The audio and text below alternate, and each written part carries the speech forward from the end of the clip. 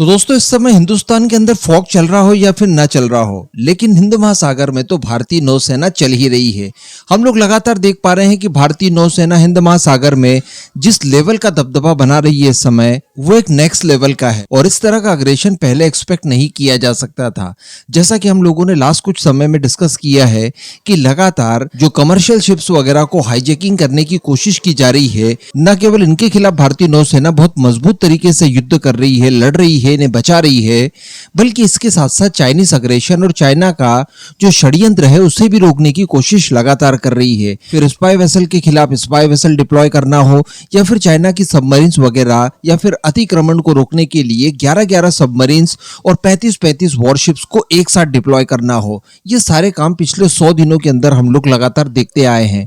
अब इसी तरह का एक और बहुत ही महत्वपूर्ण अभियान भारतीय नौसेना के द्वारा छेड़ा गया और इसे सक्सेसफुली पूरा भी किया गया। जी हाँ, भारतीय नौसेना के पराक्रम में अब एक और ऑपरेशन दर्ज कर लिया गया है और यहाँ पर भी वही चीज देखने के लिए मिली जो अक्सर हम लोग देख रहे हैं। यानी भारतीय नौसेना ने ऑपरेशन चलाने से पहले ये नहीं देखा कि इसके तहत जो हमें अपना अदम्य साहस खर्च करना पड़ेगा, हो सकता है कि कैजुअल्टी भी हो जाए और भारी भरकम पैसा भी खर्च करना पड़ा होगा, क्या इसके बदले हम लोग भारतीय नेशनल्स को ही बचा रहे हैं, किसी और देश के नागरिकों को तो नहीं बचा रहे हैं। ऐसा न देखते हुए निस्वार्थ भाव से एक ऑपरेशन चलाया जाता है। दरअसल बताया जा रहा है कि भारतीय नौसेना द्वारा 12 घंटों का एक ऑपरेशन चलाया गया और इसके तहत 23 पाकिस्तानी नेशनल्स को समुद्री लुटेरों से बचाया गया। दरअसल मैं आपको बता दूं कि एक ईरानी शिप जो कि मछली पकड़ने वाला शिप था, इसका नाम था AI कंवर 786।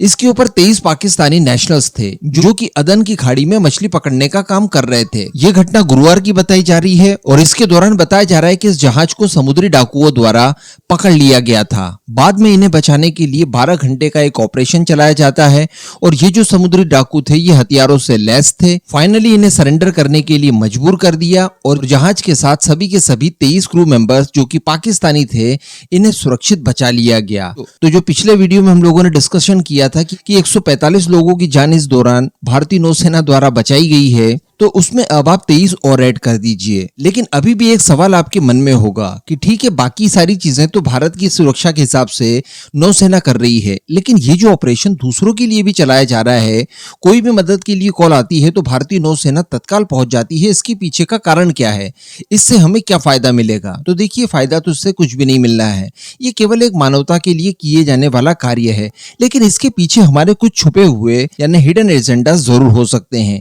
एक तो ये कि ये मानव सेवा का काम है, करना ही चाहिए। दूसरी बात, इस तरह के लगातार ऑपरेशंस जब किए जाएंगे तो हिंद महासागर में भारतीय नौसेना का दबदबा बन जाएगा। जिस तरह की चीज हम लोग ब्लैक सी में रशिया को लेकर देखते हैं, यानी ब्लैक सी का नाम आते ही रशियन नेवी हमें याद आ जाती है। साउथ चाइना सी की बात की जाए तो उसका नाम सामने आते ही चाइना की नौसेना हमें याद आ जाती है। तो अब दुनिया भर को हिंद महासागर के बारे में नाम लेते ही भारतीय नौसेना की याद जरूर आएगी। तो हमारी एक दबंग इमेज इस पूरे एरिया में स्थापित हो जाएगी।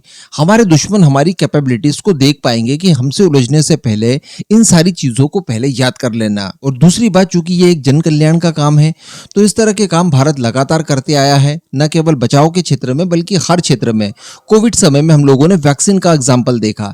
तो ये सारी चीजें हमें UNSC के अंदर भी इन फ्यूचर काफी ज्यादा मदद करने वाली है। भारत, जैसा कि मैं आपको हमेशा बताता हूं, कि एक विश्व मित्र के तौर पर उभरा है, तो वो छवि हमारी इससे और ज्यादा सुदृढ़ होती है। इन फ्यूचर हमारे पक्ष में एक वेव जरूर चलेगी और इस वेव का फायदा हमें UNSC के अंदर परमानेंट सीट और वीटो पावर हासिल करने में बहुत ज्यादा मददगार साबित होगा। दुनिया हमारे द्वारा किए गए अच्छे कार्यों को इतना जल्दी नहीं भुला पाएगी।